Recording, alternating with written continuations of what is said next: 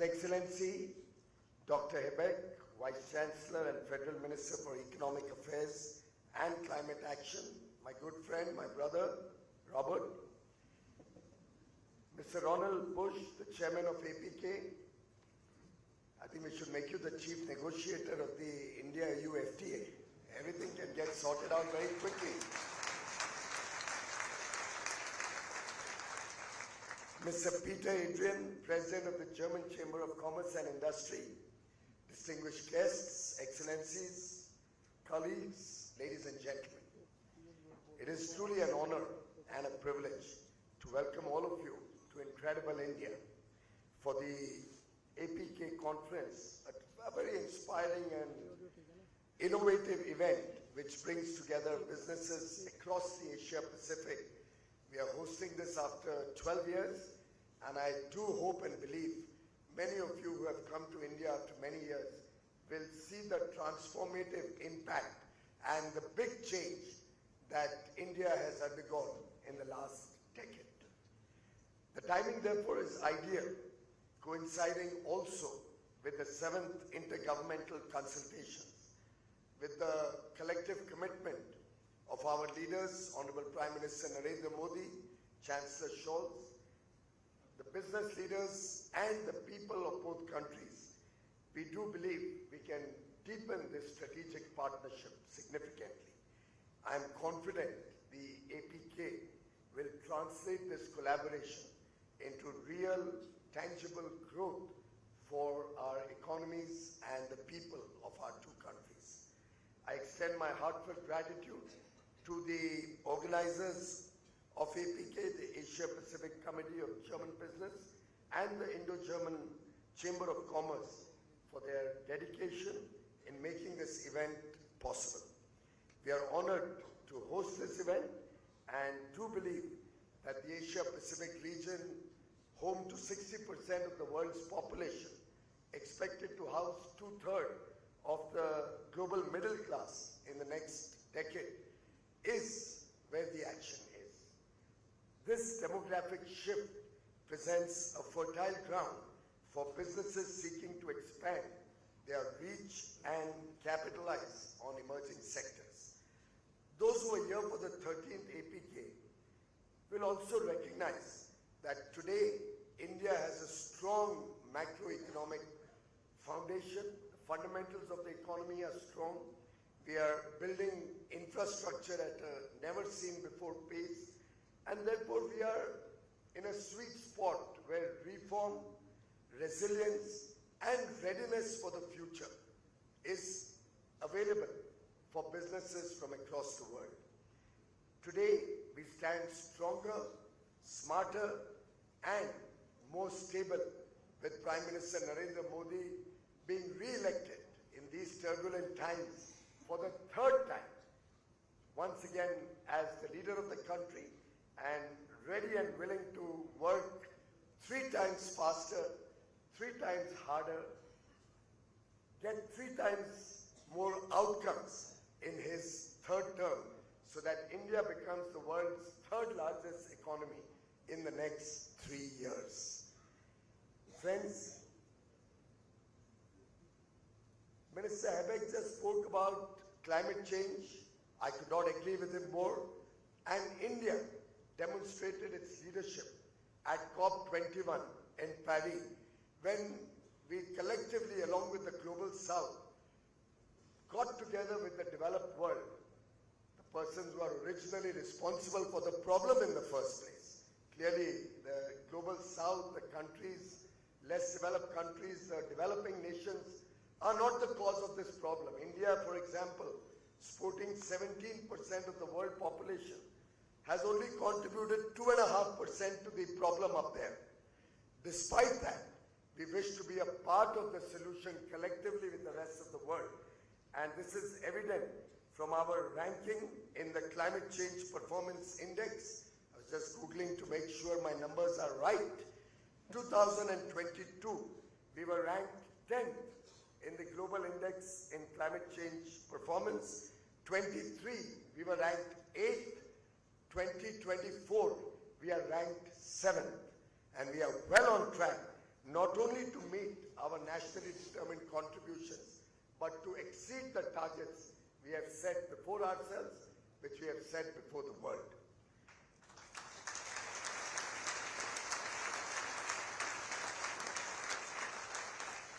Friends, just as Germany perfected the art of precision engineering, India has mastered the art of scaling up, whether it's physical or digital or social infrastructure.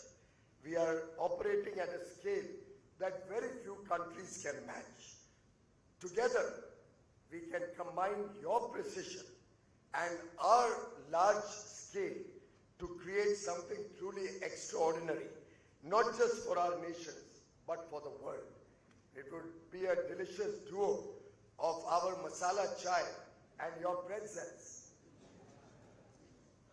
From artificial intelligence adoption to semiconductors, from fostering our vibrant startup ecosystem, about which we heard some very good examples from Roland, to collaborating on green technology, the synergies between India and Germany can drive unprecedented growth. As we gather over the next 2 days, this conference will be key to identifying emerging trends and tackling global challenges. It facilitates the exchange of best practices, drives technological advancements, and shapes policies for future industrial growth. As the great German philosopher Arthur Schopenhauer once expressed, and I quote, "Reading the Upanishads, our traditional old texts, reading the Upanishads is comforting in my life. In the spirit of that ancient wisdom, I encourage you all to embrace the richness of India's culture and diversity, especially during this festive season where India is, for the next couple of months, only going to be in a festive spirit, one after the other, with celebrations from Diwali all the way until Christmas and New Year." I will conclude with a quote from Rabindranath Tagore, our Nobel laureate, who inspired generations across both cultures. And I quote, "Reach high, for stars lie hidden in you. Dream deep, for every dream precedes the goal." Friends, let us seize this moment and create the future where the products we make, the industries we lead, the innovations we pioneer, touch every corner of the globe. Thank you very much, friends.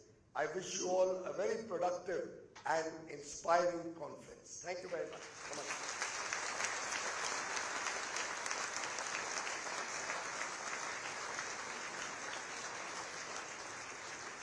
Thank you, Minister Goyal. As Isabel said, that you asked Germany to trust India. ABK came in 1996, returned in 2012, and now is back in 2024. So you can see the gap of returns is reducing. Our leaders are going to meet today, the leaders of the nation are going to meet today for the 8th time from May 2022. They've met at G20s, G7s, and of course the intergovernmental communications. So really this is a time for us to come together. But it is time to kind of reshape the globe, isn't it? Yes, and to dive a bit deeper into what we've just heard, several of the issues we actually need to talk about have been mentioned already this morning, and I look forward to the exchange now, which is so important in these times. So we're going to invite our esteemed ministers for a panel discussion on reshaping globalization. And with that, of course, comes all the tensions that are across the world with the political situations or the trade wars, also the supply chain, and then, of course, maintaining a green balance. So to begin this session, I'd like to invite Roland Busch, the Chairman, Asia Pacific Committee of German Business and President and CEO of Siemens, the co-chair of ABK 2024. May I please invite you on stage so that we begin reshaping globalization. And I would like to welcome His Excellency Namgyal Dorshi, Minister of Industry, Commerce and Employment of the Kingdom of Bhutan.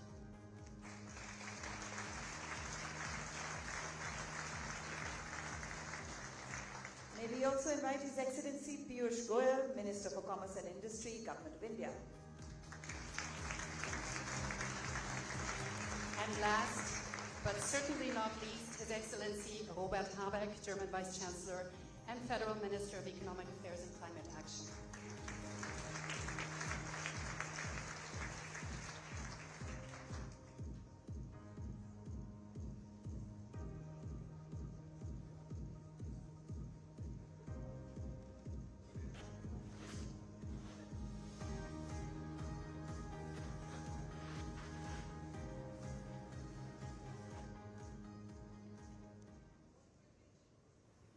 What a privilege indeed to be seated amongst this panel of brilliant minds and passionate implementers. So I'm going to first begin with His Excellency Rupert Habeck, and I'm going to ask you about this whole geopolitical tension issue, whether it's the US-China relationship or it's Taiwan or the trade wars. Where does Germany stand in all of this, and how do you really see how you can mitigate the risks posed by geopolitical tensions? Well, as all the Germans among you know very well, Germany stands in the midst of these tensions and these turmoils of the world, especially for reasons that made us strong in the past. So we are 80 million Germans. That is nothing compared to India, but we are the third largest economic power in the world. India has taken up speed, and with 1.4 billion people, that's of course something different. But how have we done it? 80 million, third largest economy doing trade. So we benefited hugely from the globalization after the collapse of the Soviet Union and the reshaping of the world in the past 30 years, especially by trading energy or buying energy from Russia and trading with China. To be honest, that was a huge advantage we took, a huge opportunity we took advantage of. And now you see the problem. The energy from China was cut off by Putin. We suffered deeply from this loss. We had tremendous energy prices to bear with in 2022. High inflation, then high interest rates to bring inflation down. That killed innovation for 1.5 years. That is the inner German situation.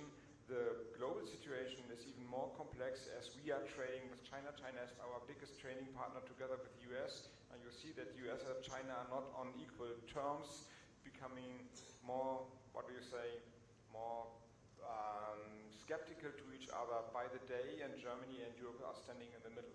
So you see, we are in a very, very complex situation, and we have to reshape, recalibrate our economic success story in these days. And this leads to the APK and to this discussion. It's the 18th APK, so it's nothing new.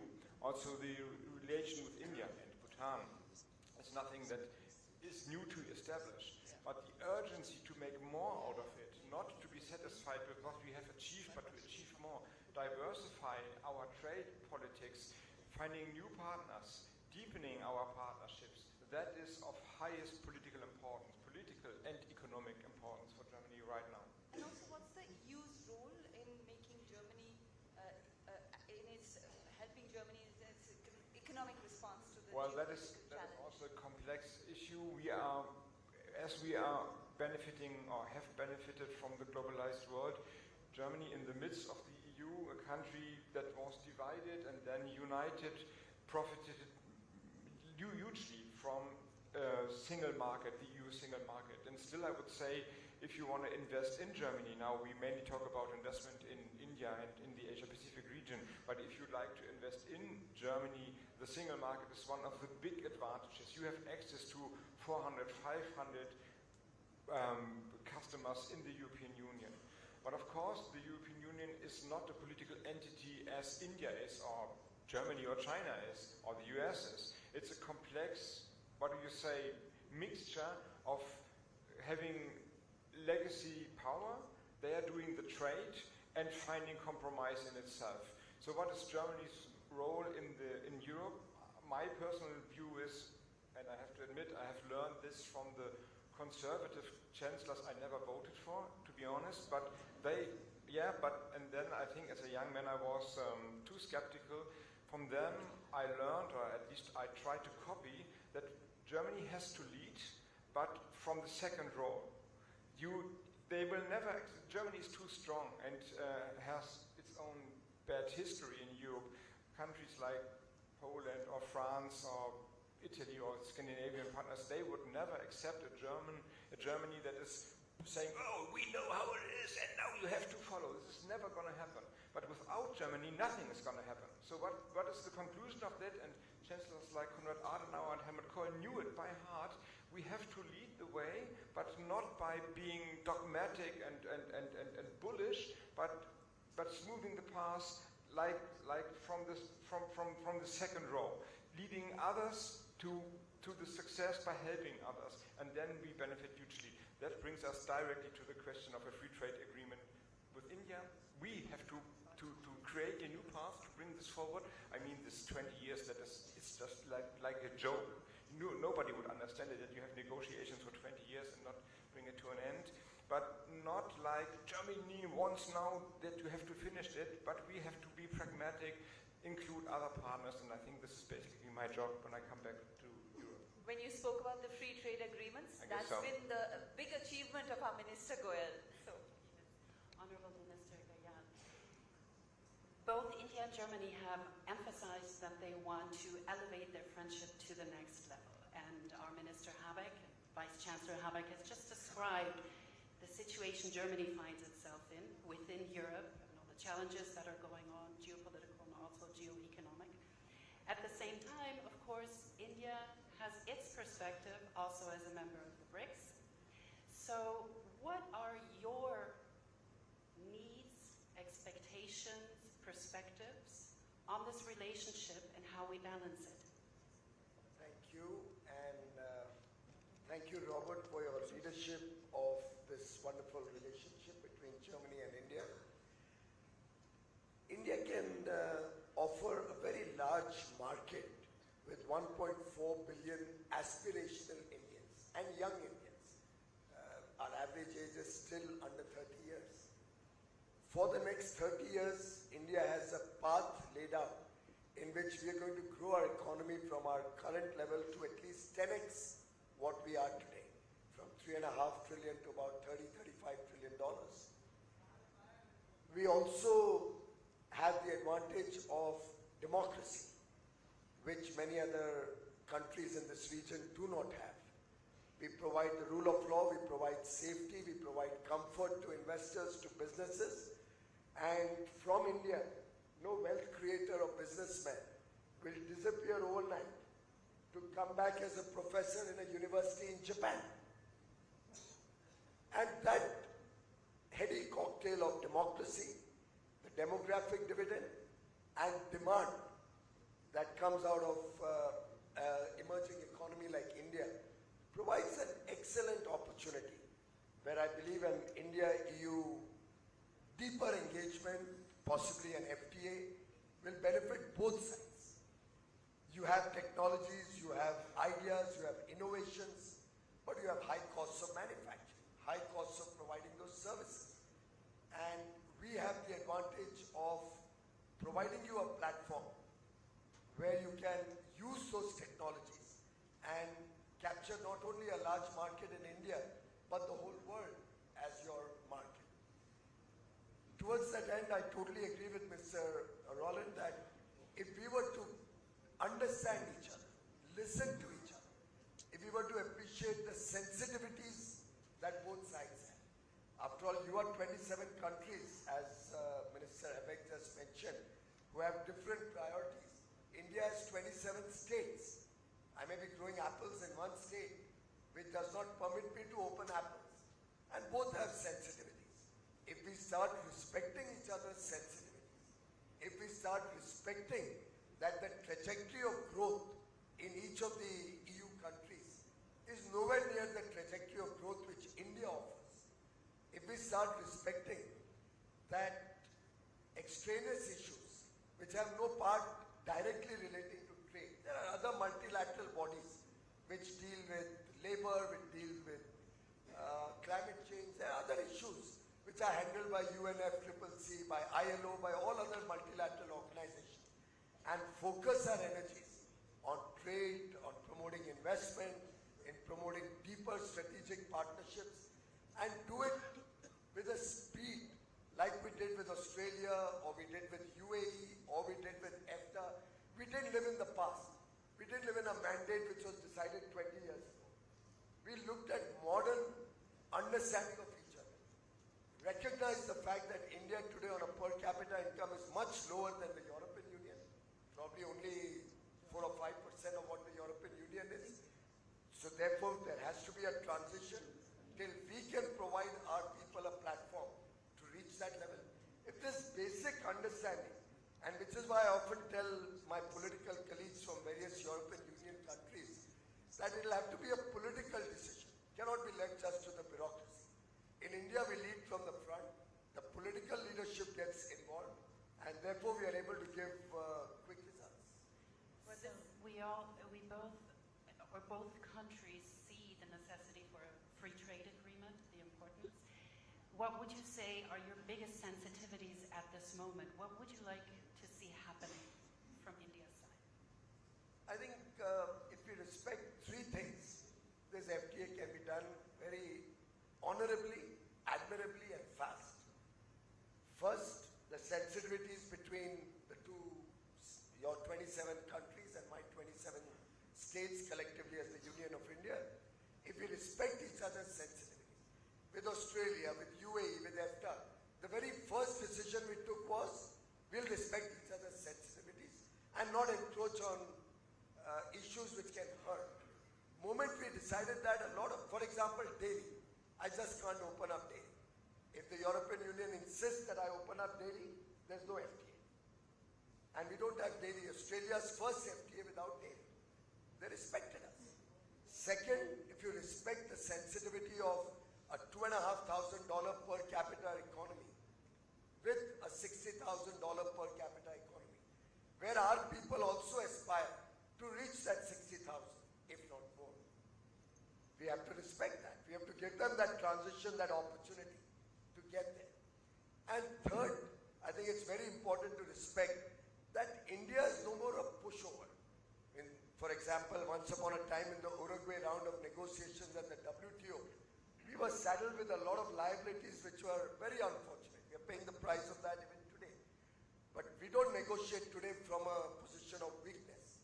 We negotiate from a position of equal strength, not also any superiority. We are not doing the bang, bang, bang that Minister Abek mentioned. Likewise, India is very considerate. We believe we should respect each other's sovereignty. And with that respect, mutual respect, all other things can start falling in place. I think this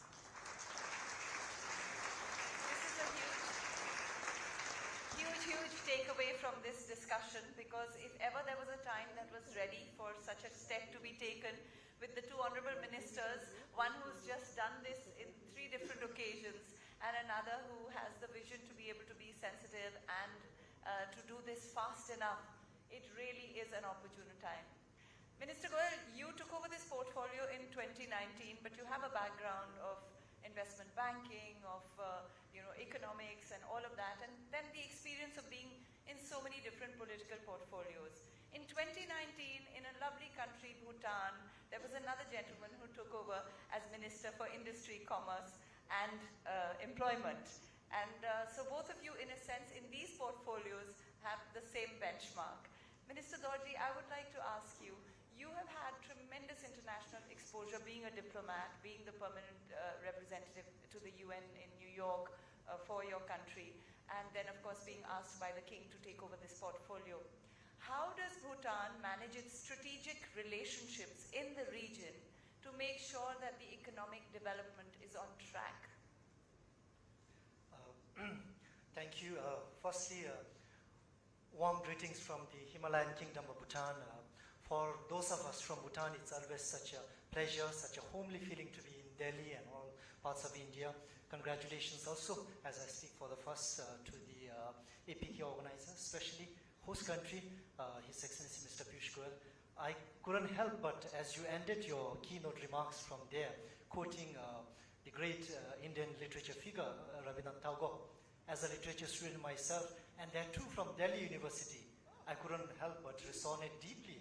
I am mindful of the time to record the lines, but that, well, just brought forth the spirit of aspirations, ambitions, as well as solidarity and partnership that is key to, as we gather here, talk about business, economic, investment.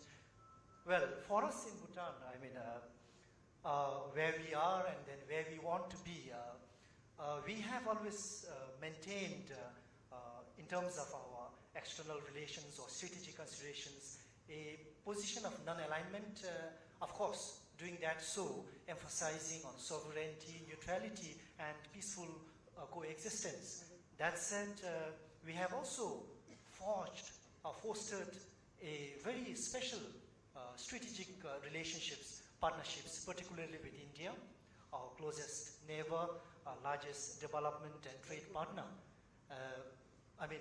With India holding such a big promise in terms of its economic potential as truly a global hub, and Bhutan, a landlocked, small country, I often say India has been always a great way for Bhutan. It has literally helped us transcend the tyranny of geography we are imposed with and leapfrog the development. So it's always, that said, we also look at when it comes to our partnership and then economic trade linkages in the region and beyond, we of course lay a big emphasis on regional integration, especially through platforms like SAARC and BIMSTEC, wherein we have always tried to leverage those platforms to pursue the trade, economic, commerce, and larger development goals. Because this has, overall, when I reflect, it has been such a fantastic calibration, because what we aim for, be it investment, economic, at the end it's the development pursuit we are undertaking. And in Bhutan, the growth, the very model is anchored on a very holistic development approach we call gross national happiness. That often, again, as we gather here, businesses from Germany, Europe, Asia Pacific, across, we also invoke quite a lot the theme of sustainability, green, climate. So GNH, the growth model we are pursuing, ensures that balance as we take care about the economic metrics and dimensions. We also not forget the sustainability part, which, because down the line, we don't want to be paying a huge price for all of the mitigation costs. It will be upon us. So overall, well, I don't really want to speak in a language of fear or tension of all the geopolitical realities, but as maybe because we portray this image as neutral, where aspirations are for mutual growth, especially with our partners in the region, we share these development aspirations. Maybe because we portray such an image, we get reciprocated with the same spirit and same nature of collaboration and partnership. So for us, things are going well, and then I should say, maybe I will get more time to elaborate later on. Thank you. Minister Dorji,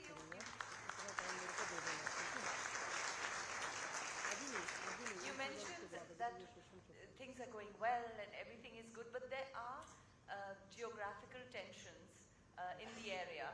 So what are the economic opportunities, if any, for Bhutan in such a scenario? True. I mean, we can't again think or pursue anything in isolation of what's happening. It's true in terms of geopolitics happenings. These are, let's face it, a kind of reality. Therefore, we have leaders. Therefore, we have people like ourselves in positions to navigate through this in the best interest of our countries, the kind of the mutual security, economic development aspirations we have, because at the end we are one. That said, for a country like us, yes, these things can be sensitive, because when you talk in terms of trade and economic, of course, the whole supply chain, as you import, as you export, as you bring in foreign direct investments, in terms of connectivity, everything, any disruptions can be costly. Any disruption has to be mitigated very carefully. Therefore, we have been cognizant of these facts and have always used the tools of diplomacy and been sensitive in a region to each other's concerns and have always pursued that middle path, a way forward which has been mutually beneficial, not just for Bhutan, but for everyone around us. And then, yeah, the path ahead, it's quite good, yeah. I just want to intervene, make a small comment. For those of you who haven't visited Bhutan, it's a must-go-to destination. It's truly paradise on earth. The people are so warm, the people are so happy.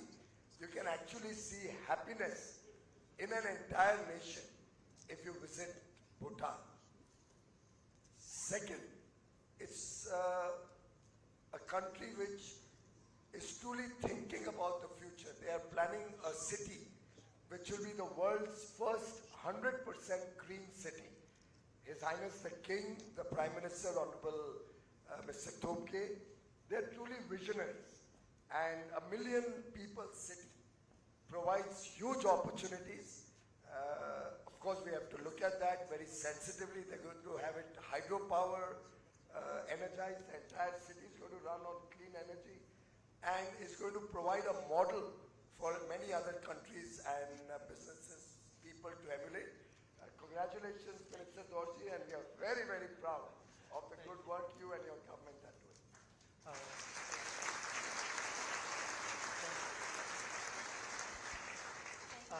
Yes, thank you, Minister for your kind intervention. Of course, and then bringing this, the concept of the Gelifu Mindfulness City that we are embarking on. It's rightly said, we aspire to be a position that it's actually a GMC. It's carved around in an area of 2,600 square kilometer, probably approximately twice the size of Singapore, where we envision to really create a model of an urban living space in the spirit of truly sustainable. We aspire to make that place cleanest, greeniest, safest, and of course attract all the, and also of course be the hub for regional investment, connectivity, and the list goes on. Thank and you. here on the stage we have the most energiziest, as you would say, people, because Bhutan is actually developing an early childhood care and education policy in collaboration with India. And I think the energy that you bring, whether it's a new city or it's education, you really are going for best in class, keeping your happiness index, and that is really the way forward. Thank you. So wonderful. So wonderful to see this exchange up here. And Roland Bush, you have mentioned not only once these past hours how important it is to connect, to go out, meet each other. Now, I am wondering, what kind of a challenge is it for business to navigate not just the opportunities, but also the challenges that also lie in this region and that we are facing in Germany, because we are in fast-moving times that don't actually allow us any longer to look at business, politics, and also security issues. The access to trade routes has been mentioned this morning in an isolated manner. So what role can business play? Well, where to start? Let me start in making an observation. And our global markets, they are just going through a seismic shift, and they are not what they have been before. Let's say before COVID. So COVID was one trigger, one accelerator to change in the markets, because COVID discovered a weakness in our supply chains, that we over-optimized our supply. And I believe after that, somehow the operating model of the world is broken. And it moves into a new one, supported by subsidies, by localization, more local value added. This is one thing. Geopolitical tension accelerated the whole thing. And don't forget technology on top. The way how technology is now, in particular AI, digital technologies, are now going to all markets. This is all coming together in a moment that you say, okay, whatever we experienced in the past, business models which worked for the last 20 years, they will not work in the next 20 anymore. On top comes that it seems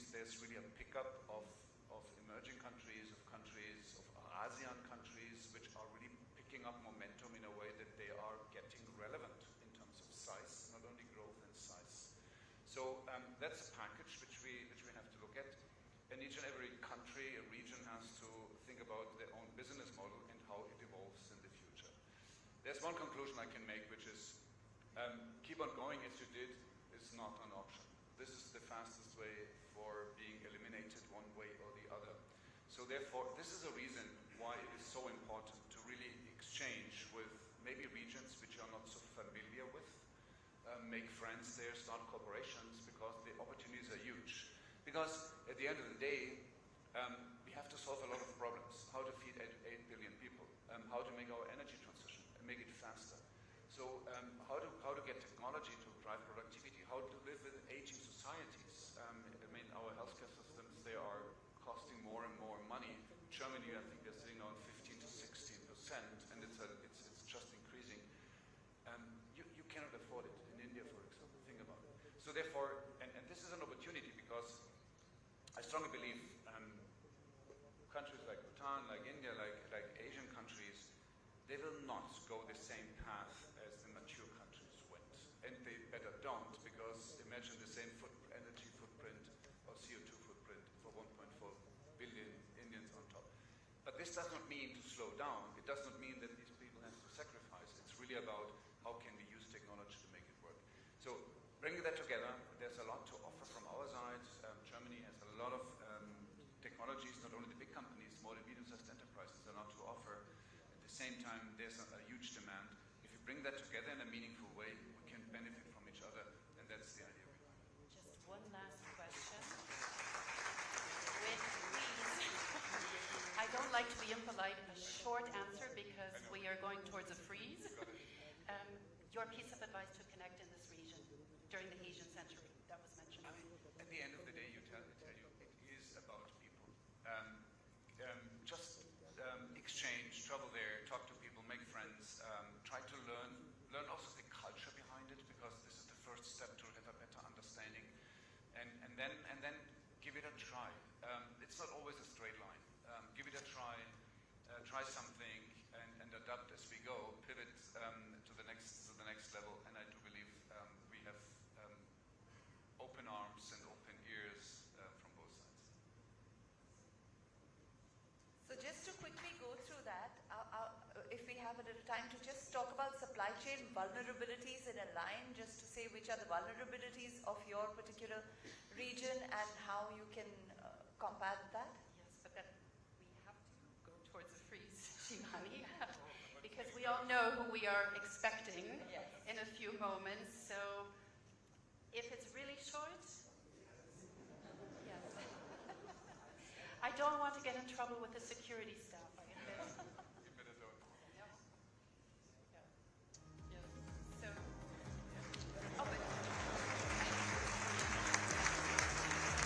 It's the perfect marriage. There's German precision from Switzerland, and there's the desire to get the maximum Dil Mange More from the Indian side. We request our panelists to please remain with us on stage for a few minutes to get a photograph to mark this occasion.